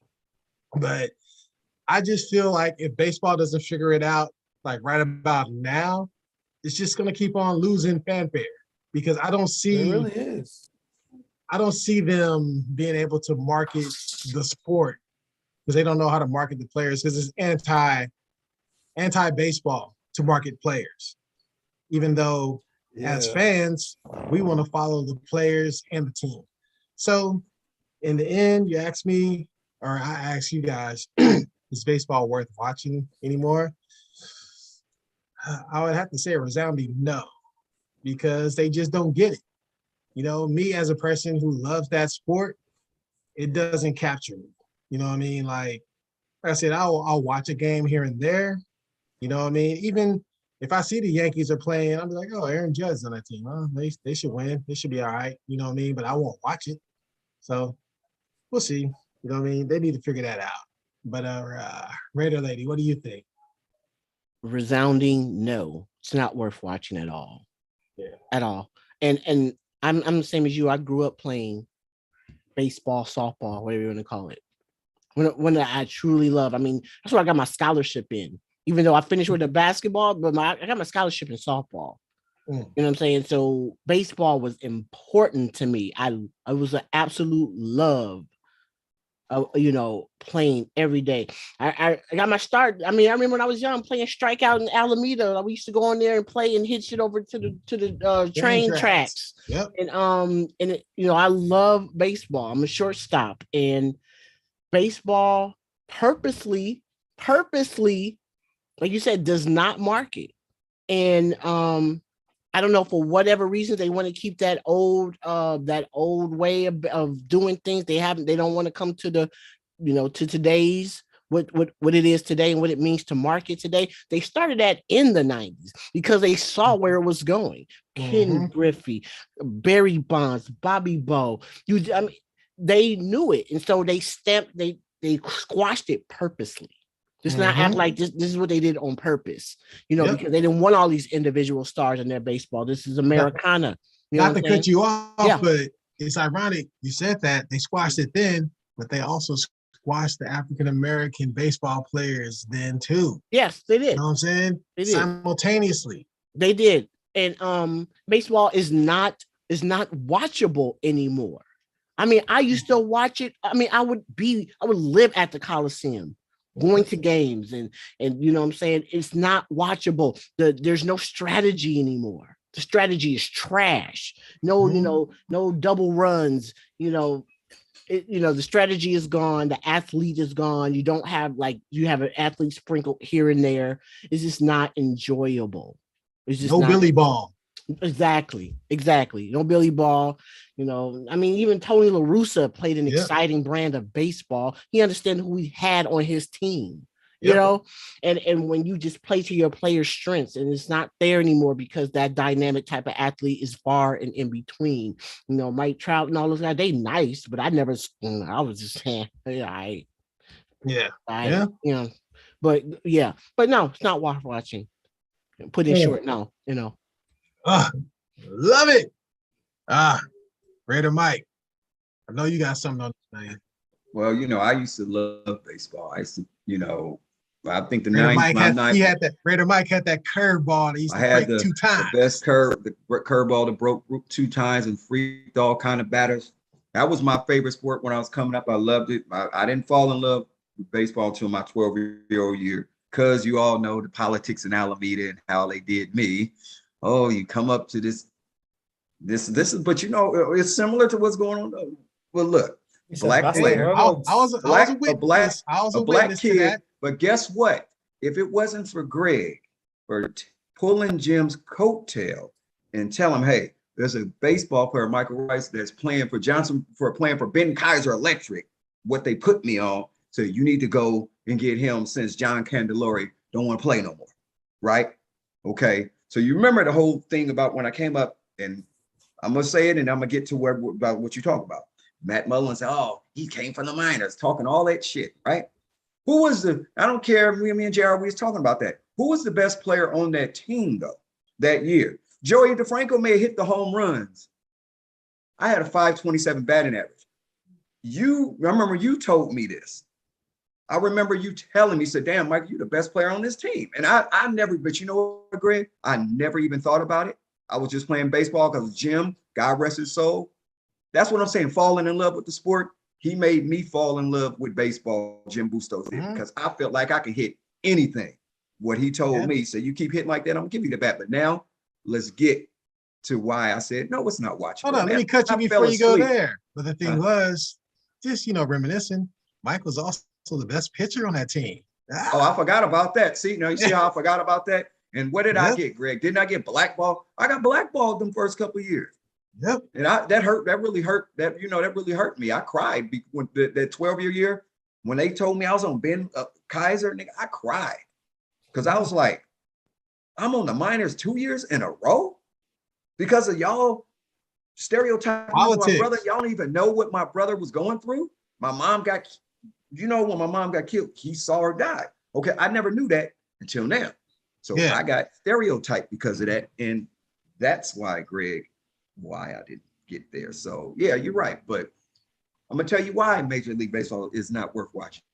Anytime you could fall asleep on it, wake back up and the game is still on. I was at a hotel. I woke up, I said, damn, will this game go off? I thought I was in a nightmare or something. I said, damn, game's still on, right? And I was like, oh my God. But I'm an advocate. I love the A's. I love my A's. But like she said, she's right. All of the fundamentals has left the game. All of the excitement, all of the small ball has left the game. Still in bases. Left the game. I said, love to go watch Ricky Henderson play. That was my main reason. I didn't care about the home runs. I wanted to see Ricky get on base and steal second, steal third, and come in and somebody and get that run in. Hey, the mind games, it was a mind game. It was strategy. It was called put the ball in play and make the defense make a play. Instead, everybody is sitting back waiting for the long ball to get hit. Ricky would force the pitcher to pitch fastballs. Right. So the next hitters can hit the ball. Exactly. Because if you threw a curveball, he's still in that base. Oh, easy. That's a stand-up steal. He ain't even got to sit down if you're going to throw a curveball. So I just think that the marketing, like I said, is horrible. The best marketable player, Mookie Betts, why ain't he being marketed? I'm just saying. He should be everywhere. He's better than, the Anderson dude is good. Mookie Betts is better. So why ain't he being marketed? Why ain't Ohtani, the pitcher, the pitcher, the gangster, the dope dealer, we want to call him everything. That fool is raw, man. I got to give Ohtani is hitting, pitching, throwing 100-mile-an-hour fastball and can hit the ball 450 feet. We have really lost the only problem I have with that is I guarantee you there's 10 black dudes who could do the same thing he's doing. Right. He's being allowed to pitch and bat. You know what I'm saying? Because remember a couple of weeks ago I did something on Don Newcomb. He could hit and pitch. Come on, man. They letting Ohtani do it. I'll give him credit. He's good at it. But I guarantee you some brothers out there that can do the same. Oh, yeah. We know that's just a market for them to get more of Asian, there was a few years when the Cincinnati because Reds, they had their own league in Japan. The Cincinnati Reds had some damn pitchers that was doing that for a few years, like not that long ago. You but you don't hear about it. Yeah, you don't hear about that shit at all. But my thing is, they just made the black player extinct. We extinct, like almost like the dinosaur. We extinct. And it sucks because that's who put the fans and butts in the seats and brought the swag to baseball. And until we do that, it's gonna be a lost sport to me. It's just gonna be the A's. I can't, like you said, I couldn't even tell you right now who's on the A's right now. They done traded so many people and played so many musical chairs, traded managers, and I ain't going to an A's game until Dave Stewart have a Dave Stewart night. Oh, nice. That's the only time you're gonna see me go to A's game. They're gonna be in Vegas before I go to a game. Because if Dave Stewart ain't being honored the way he was supposed to be before COVID hit, then no, I ain't going out there. Love it. You know what I'm saying? So that man had 5 straight 20-game winning seasons. He never won the damn Cy Young because it's always somebody who would won one game more. But I still said, to me, the consistency is why he should have won one. I ain't talking about Bob Welch was on our team one year. He won 27 games. That was a fluke. Yeah, Bob Welch was a great pitcher, but that's why he didn't win that one. If it wasn't for Bob Welch winning them games, Greg, he would have won. He'd have won the Cy Young that year. So he should have won one. I don't care what they say. Because one other pitcher win one more game. It's not about that. It's about the intimidation factor.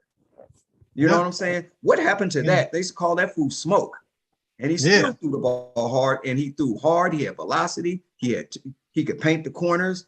Dave Stewart did everything he could to at least win one, and he never won one. But that's what I'm saying. That's it for me. I ain't gonna talk no more. But yeah, I done fell asleep on baseball. Yes. Architect. Yeah, Follow that up. Like everybody else here, man. I played baseball at a very young age. I even had Raider Mike. I was your coach 2 years. I was coaching a couple of years. He brought my confidence back on how to hit a damn baseball. You know what I'm saying? He taught me that curveball. You know what I'm saying? I might have had a little nastier than his. You know what I'm saying? We ain't gonna talk about it. You know, but no, like real talk, man. Like I used to grow up. I remember growing up. I remember we went to that damn game when they broke that damn record when they had like 22 Miguel games. Tejada hit that motherfucking home You know run. what I'm saying? Like I remember was there too. I remember going to that left game field. as a kid, and that's like one of my earliest memories, man. Like when I really fell in love with the sport. And then when we later on, when we for whatever reason we could never get past the fucking Detroit Tigers when they had Justin Verlander. There's a reason. Matter of fact, he just beat them again. Yeah, Max Scherzer. When they had Rajay Davis and Coco Crisp, and they was doing double steals, and Yoenis Cespedes was over there smacking home. Like that's me growing up remembering. Like, and again, like Big G was saying, grew up like you're not supposed to like the Giants, especially living in Oakland. You're not, for whatever reason, you're not supposed to like the Giants. I know. I watched that the Giants man Barry play. Bonds. I watched his last 100 home runs. We all watched Barry. You know what I'm saying? But you know what I'm saying? That was like the one exception for me. Even in the World Series, man, like I can remember the last World Series that I really truly watched was back in like 2014 when the Giants was playing against the Royals. You know what I'm saying? And Madison Bumgarner ended up winning MVP. Like I don't know, baseball used to be so fun. Like I have such a passion and love for baseball. It really hurts, and it really hurts me to the point where it's just like now I don't even care. And it's not even just because I'm an A's fan and I don't know anybody on the team. I'm talking about baseball in general. I love Mookie Betts in the Dodgers. I love Tim Anderson in the White Sox. I even fuck with Juan Soto because he got waves and he Dominican. That's crazy. Like that man be walking around with a do-rag talking about I'm dipping. Like and speaking of that, they tricked that man too, trying to be like his little $440 million contract was just huge, but it's for freaking 15 years. So then making $29 million a year. Exactly. Like, bro, like stop trying to play Juan Soto. He's not dumb, man. But no, like I like watching the star players. I used to love it. I used to love it so much, but now for whatever reason, the game has gotten so boring. They try to bring a little bit of personality in it as much as they call it. But realistically, I blame the goddamn commissioner. What's that? Sanford, whatever the fuck his name is. Manfred. I blame him. Because I feel like before him, they had like, obviously baseball is very old school. They like to stay in their ways, but they let you do a little something. But when he came in, it felt like they went back to the goddamn 1920s. You know what I'm saying? I'm like, bro, that's a good point, G. People ain't smoking cigars in the goddamn dugout and all that shit, man. These motherfuckers is out here rocking iced out chains and fucking they got the cool music, they got the cool walk-up music. We all heard when Mike Trout got that damn contract. This man walk-up song was money, money, money, money. Like that was the coolest shit I done seen in baseball in the longest of times. But that shit only lasted for so long because once Manfred took over, it was just like, he's like, all right, well, we're back to what we were before. Baseball is the American sport. We're the most respected sport. Fuck that. Let people's personality come out. Yeah, you let some people rock. Yeah, you let people rock the chains and all that. But you ain't got no swag out there in the field. You ain't got no players. And I'm not even just talking about black players. I'm talking about all players in general. Because baseball players, when you have a cocky baseball player, it's just so much fucking fun. Like I can say that from my experience when I was playing and I had teammates of mine who was cocky as hell. For whatever reason, we had the most fun. You know what I'm saying? But now it's just the simple fact of the matter is you're not allowed to be yourself. You have to fit. You have to fit into what. Yeah. Man, in a group setting, in a group setting, you're only as cool as the coolest person. You know what I'm saying? Like, Exactly. if you following Remember, a whack person, if you following somebody that's whack, y'all all gonna be whack. You know what I'm saying? If you following that cool cat, you know what I'm saying? Y'all gonna be cool. Whether you like Obama or not, when he was president, he had that swag. United States had a little swag to it. Had a little Now something that you to it. got now that you got Biden in front, everybody we look like some goofies and some damn retards. I'm sorry, not to mention that Don't R say word. that. Sorry, Yeah, take that back. Yeah, But chill out. we look like we don't know what's going on. You know what I'm saying? We like the hated nation. So I Yeah. don't know. Go ahead, architect. You know, you can finish. And I was gonna leave it off like this because I was gonna I remember it was my last year playing baseball. You know, Raider Mike was coaching me and his son Malik. We had our team wasn't the greatest, but I tell you one thing, we had fun. Yeah, I You know made it. what I'm saying? We had to make it fun. He made sure, like, even though he was like, he let us know, like, straight up, yeah, we gonna win this game. We could, like, he gave us the rah-rah shit, but he was straight up with us, like, we gonna do what we gotta do, but we gonna have fun while we doing it. And 9 times out of 10, the more fun we had, the better we played. It was when it's when you down in the dumps and not fucking enjoying the shit. Like, that's when you really start to lose it and not have fun and all that. Because I can tell you right now that some of the best times I had growing up, or even just in general, you know what I'm saying? I was having fun playing my sport. I wasn't taking it as serious. And I think that's what baseball needs to do. They need to let the fun back into it. Obviously, let it be serious because it's a multi-billion-dollar business. But at the same time, let people have fun. You want more people in the stands? Let people have fun. Yeah, right. man. You're right. But That's shoot. it. There's some brothers on the field. One other That too, note. damn it. Yeah, That we too, need damn it, that. because we know That's how a to number have. one. We know how to bring a party anywhere. Shit. You know what I'm saying? Yes. But on one Go ahead. note, before we get off a little G, I got to remind them this. By us having that fun, which team did we beat the most? I just wanted to ask you that. Oh, shit. I know exactly what team you're talking about. I don't remember off the top of my head. Remember, we beat But, the like, Giants 6 straight. Yeah. Because remember the coach we fired, we kicked him off. Yeah, and he went to the son Giants. went with him. Remember, him and his son went there. And I said, Greg, I swear to God, every time we played him, did not give us in a huddle. I said, if you guys, we only won 9 games a year, Greg. But I said, we went 9 and 12. I said, if you guys don't find it, the motivation to go out there and beat these teams, because we want to send that father frustrated to the parking lot. And I swear to God, Greg, every time. Every time. Pissed him off. Remember, he used to run to the parking lot and leave. Yep. Yeah. Hey, look, when they used to let me pitch, I was throwing sidearm. I was fucking them up. Yeah, they couldn't hit the ball, but you was throwing hard though. But yeah, man. Hey, I love it. I love it. Look, baseball. You know, we have a few viewers, and you know, once we build this up, it's gonna be many. And they look in the archives, they're gonna look and be like, you know what? They was on to something.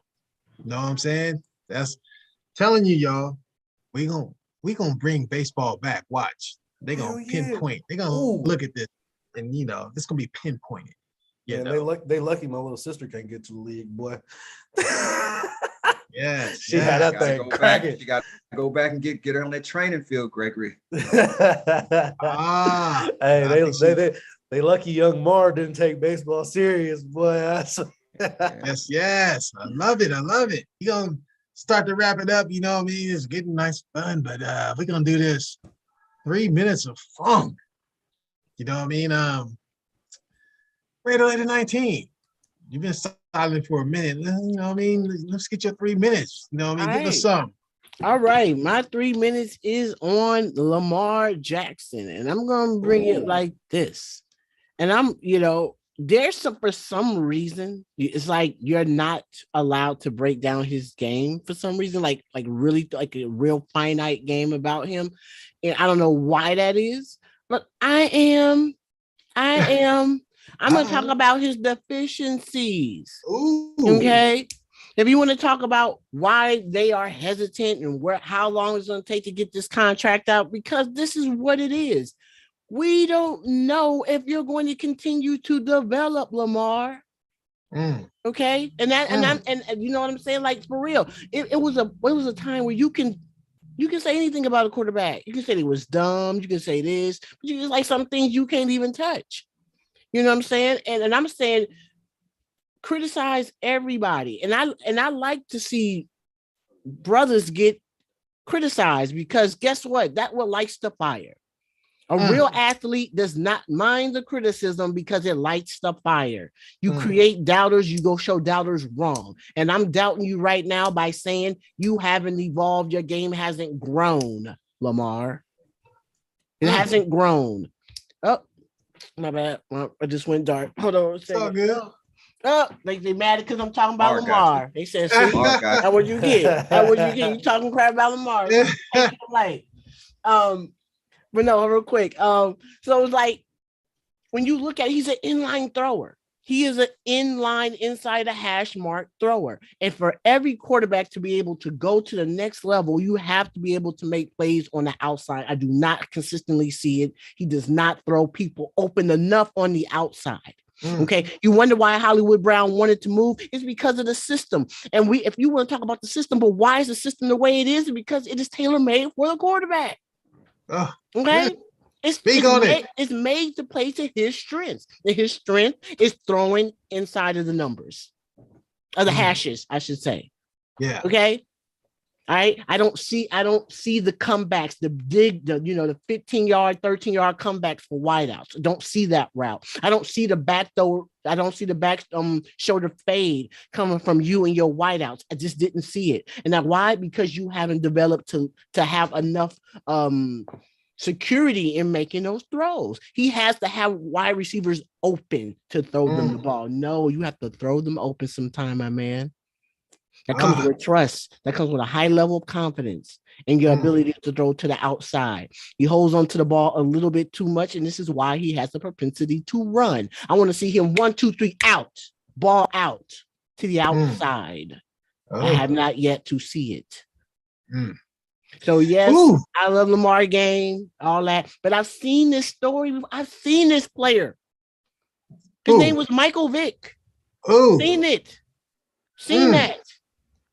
Michael got better. His second time around, he became a better passer. He got the ball out of his hand. He got it out. Yes, he got it out. Seen it. Cam Newton didn't get better. Yeah. This is what is happening to Lamar. You look at his numbers, it's regressed every single year. Come on now. Your numbers went down, brother. Not up. Not up. No. So what I'm saying, you have to get better. I've seen this before. I saw it with Kaepernick. He didn't get better. He was an inline thrower. His best throw was the seam route to Vernon Davis.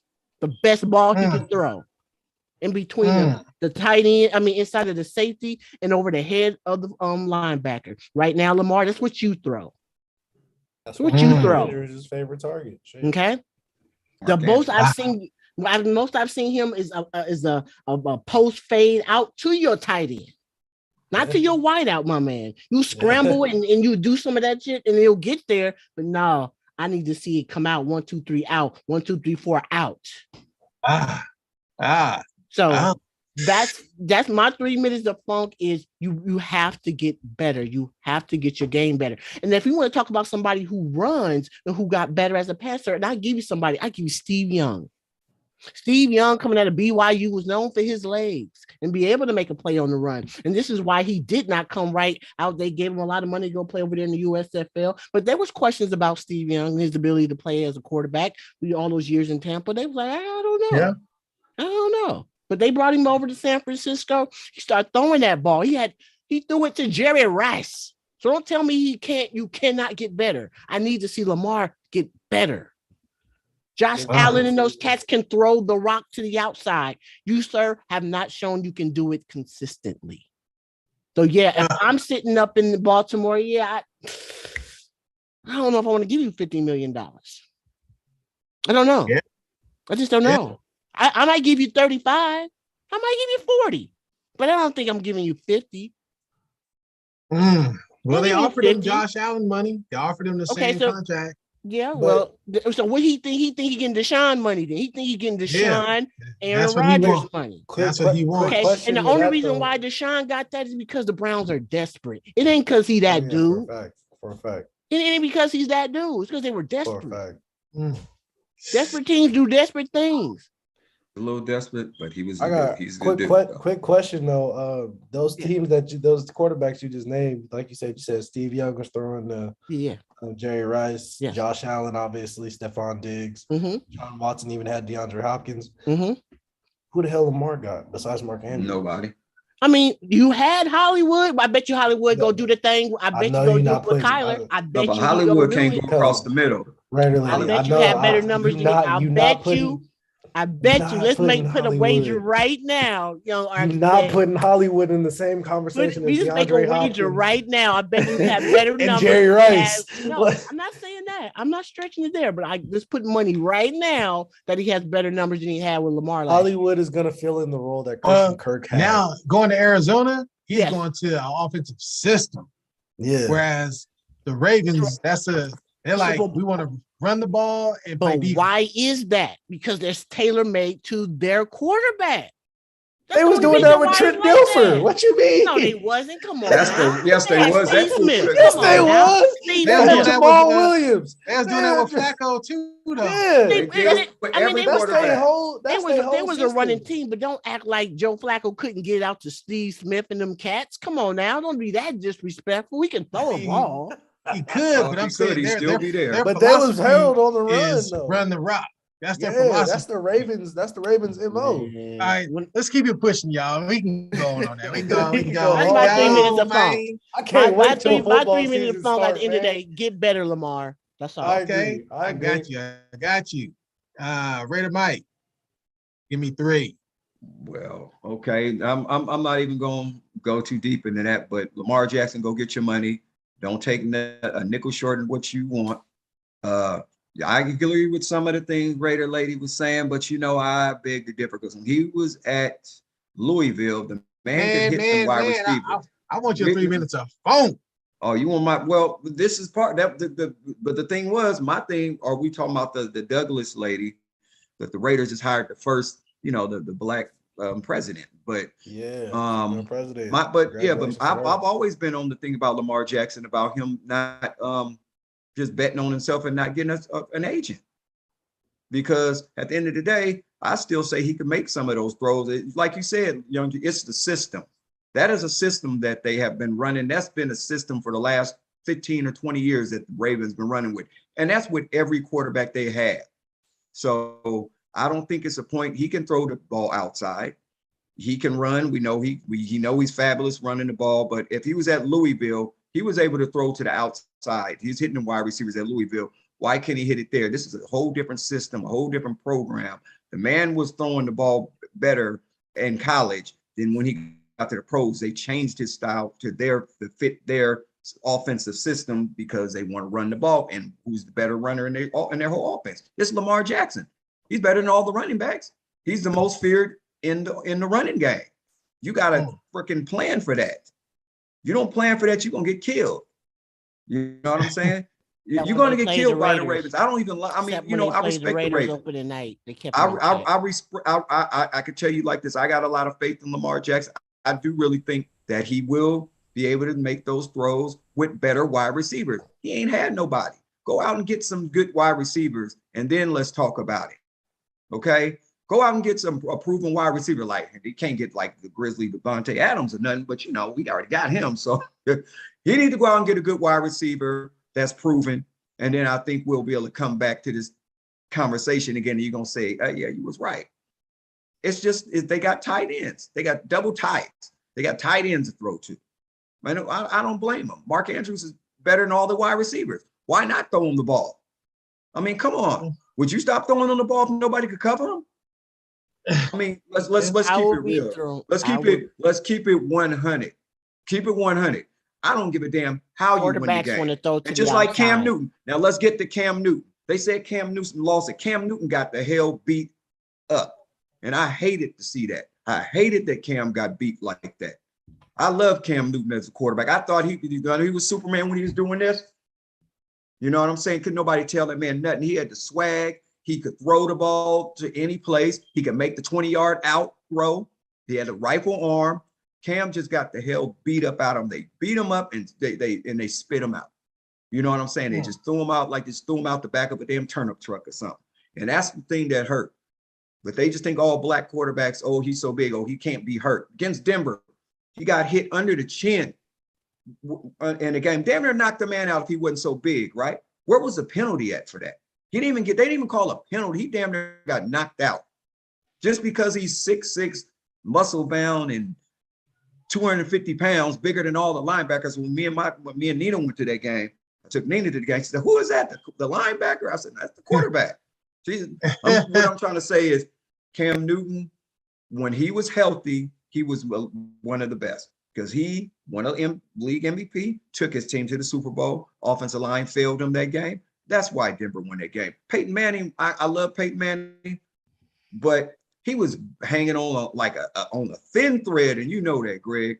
He couldn't hardly even throw the ball no more. His neck was messed up, and I hated to see Peyton Manning like that. I hated that because from what he used to be when he was with the Colts, he was a shell of that. You know what I'm saying? But Cam Newton, but let's get back to that. I'm gonna wrap it up. I don't care what they say. They can say whatever they want to say about Cam Newton, but they cannot say he didn't have swag and play the game and had fun when he played. He had fun, and his teammates fed off of that. So he was one of the changers. He changed the game. So with his swag, he came a little different, and I love him for it. And I loved it when they was hating on him when he went to the Super Bowl. They wanted him to lose so bad. He lost, but it wasn't his fault. You know what I'm saying? So I mean, I got much love for Cam Newton. I don't care what they say. Hey, he might not be playing right now no more, but I can tell you one thing: he's still going to be among one of the greatest quarterbacks. I ain't talking about just running the ball. I'm talking about one of the greatest quarterbacks when he was in his prime. And that's all I got to say. That's my 3 minutes. Quarterbacks want to throw to the outside. Lamar could do it, but Cam threw the ball. Lamar need to be telling them, if you a quarterback, you saying I need playmakers on the outside. Real quarterbacks ain't taking that shit. They're like, get me people on the outside.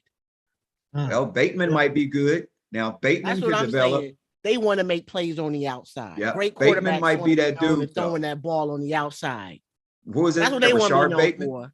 I guess if Rashard Bateman is open, I guarantee you he'll be able to throw the ball outside better than he can throw it to Hollywood Brown. Steve McNair threw it on the outside. It was a runner, big man. Rashard Bateman is 262, 210 pounds. That's the guy. And we're going to talk about this later. Remember I told you that, Raider lady? We'll talk about that later.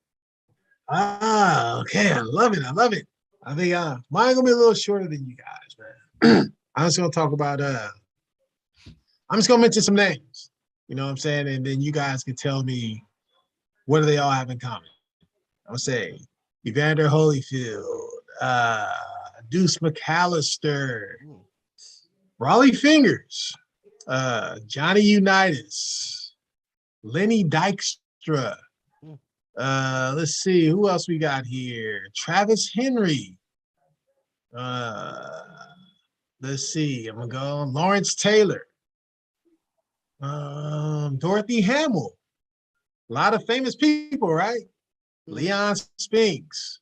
Oh shit, I know where you're going already now. OJ Simpson.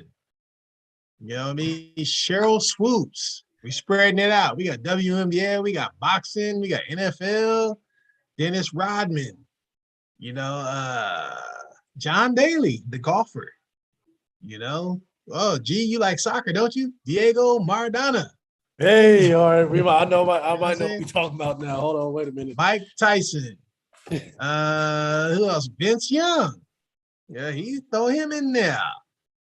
Terrell Owens.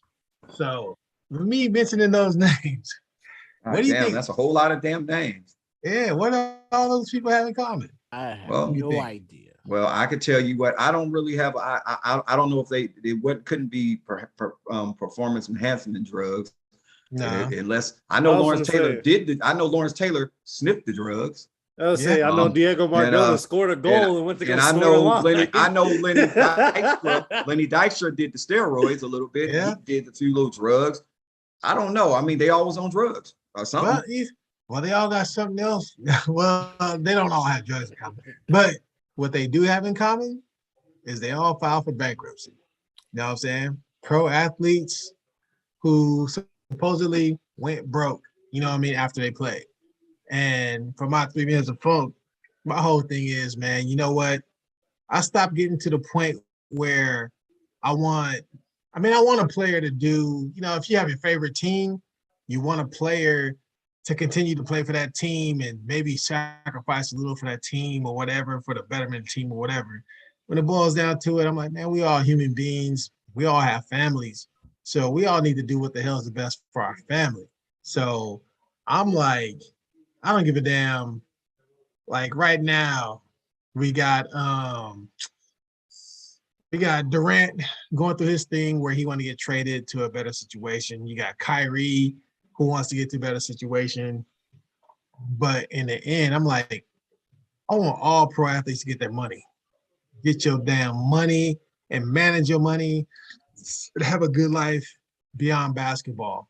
Because during this last run with the Warriors, when people were kind of like mad at Draymond for doing his podcast after the games, even me to a certain degree, I'm like, God damn, man, we're trying to win a championship, whatever. But I'm like, man, my name fucking is not Joe Lacob. I don't own the fucking Warriors. I don't give a damn, you know what I mean? But Draymond is thinking of life after basketball.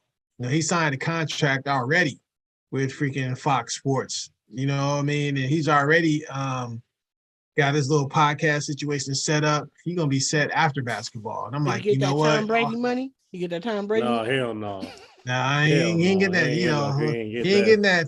He ain't getting that white man money. You know what I'm saying? But the thing is, though, he's thinking of life after basketball. And I'm like, you know what, young man, do that. Put your family first. You know what I mean? These owners, they look at these players as freaking, they don't, let's say, Joe Lacob, full Warriors. I mean, he's considered to be a good owner, right? Like he does what he needs to do to put a winning product out on the court and win. Yes, but he models himself after Jerry Buss. He does. He said everybody wants to be like Jerry Buss. Yeah. They're all playing chess. You know what I'm saying? And on his chessboard, he has Steph Curry. He's a man, but he would be considered the queen. You know what I'm saying? And then the king, the king is the ultimate player, the ultimate piece, or whatever. Let's just throw Clay as a king, whatever. You know what I mean? Then you got his bishop with Draymond, and you got a little rook, which is freaking Poole. You know what I'm saying? These guys are playing chess. And at the end of the chess game, when it's time to freaking move on from Steph and everybody, he's gonna get some new pieces and put them on the board and start playing again. So for these players, my advice to all of you would be to do what's best for you and your family. Like in Draymond's case, I give him credit because he kind of has the foresight to see, like, look, I'm not the best piece on the freaking board, but I'm an important piece to this team. Like if he took the money and went as a free agent, played for, remember when he came up there, like, oh, he's from Detroit. He might go play for the Pistons or whatever. He could have got his money. Yeah, he went there and his freaking career would just went into the tank. For him, unheard of. He knows at his position, at his caliber, he needs to win more rings to be considered great. So he made a smart decision, stayed, did his thing. So I would like for all these players, play long ball, play chess.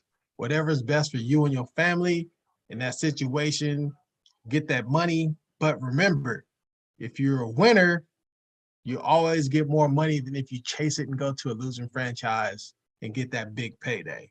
Le'Veon. So, play chess. Young man, play chess. Young woman, play chess.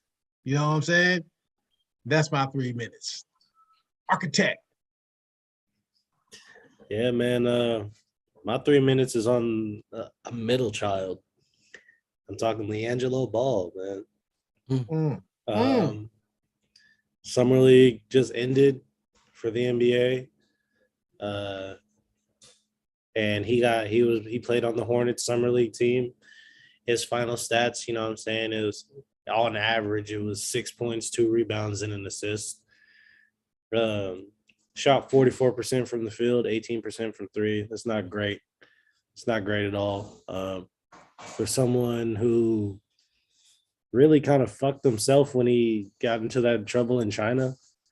They already all knew that they weren't going to allow LeVar Ball to be right and have all three of his sons in the NBA. By him doing that kind of just really set it in stone. Obviously, he was on the Hornets G League team last year in hopes of playing with his brother LaMelo, who, quite honestly, the Hornets, they are a young team. They are still developing. I'm not saying there's a chance that he will get on there, but it's looking pretty slim. He looks like one of those players who he might just be a G leaguer for life. You know what I mean? If that's what he wants, if that's what he chooses to do. I know he also does other things. He has a clothing line. He models and stuff like that. But he's clearly not Lonzo nor LaMelo when it comes to basketball. The man could play. He could play defense. He could shoot. He shoots very streaky jump shot. He just not. I mean, realistically, he's 6'5", 220. You know what I'm saying? The man should be playing in the NFL, as far as I'm concerned. You know what I'm saying? He can go play tight end or some shit. Like his daddy. Yeah, you know what I'm saying? But I mean, don't get me wrong. I applaud his tenacious mindset of wanting to get into the league. You know, he's really determined in wanting to get there. But I mean, this is, I think, year 3 of him bouncing around in the G League, which I think he'll do for, again, this year. I don't see the Hornets calling him up. I don't see the Bulls picking up the phone and being like, oh, come play with your brother. You know what I'm saying? I don't know, man. Because at one point, he was like my favorite. He was like, when I was watching those three in high school, he was like my favorite. Quick jump shot. He played defense, all that good stuff. But as he got older and he played with better talent and whatnot, it just goes to show that whatever genes that LaMelo and Lonzo have, it skipped out on him. You know what I'm saying? And it's a budding joke, but I call it the middle child syndrome. You know what I'm saying? Somebody's got to miss out on something, and he just so happened to be the. You know what I'm saying? He just so happened to miss out. In all honesty, I think one day. You know what I'm saying? I think one day he'll be able to make it onto a roster as like the 15th man, barring like injuries and such. But as far as him having like an actual career in the NBA, man, I just feel bad. And, I know all he wants to do is play with his brothers and all he wants to do is play in the actual NBA, but not everybody can live out their dreams like that, man. It's all, the top 1%, you know what I'm saying? And he's not there. You know what, G? But mark my words, if he keeps at it and he keeps trying over and over again, he'll get it. He'll get in there. I mean, GP2 style, Yeah, I think that could happen, but shit, it's just looking so far right now. You know what I'm saying? Granted, he's still young. I think he's only like 23, 24, something like that. Super young. He still got time. And like I said, like he's one of those players, like when he's hot, he's like a J.R. Smith. When he doesn't think, he's a hell of a basketball player. When he starts to get in his own head and he starts to think, that's when he starts to mess up. You know what I mean? I would love to see him playing alongside one of his brothers just for the simple fact that I feel like that would make him so much more comfortable, and I feel like he would thrive in a role where he can just catch and shoot and play defense. But damn, you just described GP3. Catch, shoot, play defense. Yeah, that's all. Like that's really all he needs to do. Well, I feel like that's where he should, focus on. I see his dad try to have him play point guard in the Drew League and fucking all this other stuff. But realistically, I feel like he would be a solid 3-and-D type player. Now, if that's what he wants to conform to, that's up to him. But yeah. We'll see. We'll see, man. Yeah, man. I hope he makes it. But yeah, he'll get a shot, man. You know what I mean? That's bottom line. Just because based off him having 2 brothers in the league, they'll give him his shot. You know what I mean? It'd be up to him to execute, Right. So, hey, I love it. Another beautiful show, You know what I mean? So I'm going to let everybody sign off, do their thing. It's your boy, Raider Mike. and the silver and black is back. Raider Lady, making sure you subscribe and share is a pleasure. Yeah, man, it's the Young Architect, man. I appreciate everybody tuning in. Sure, like, comment, subscribe, share it everywhere you can. You know what I'm saying? Yeah, man, I appreciate y'all. Yes. Once again, it's Big G. Like, share, subscribe. I love coming here every Sunday and getting down with family and friends, It's all good. And then join us again next week, same day, same time.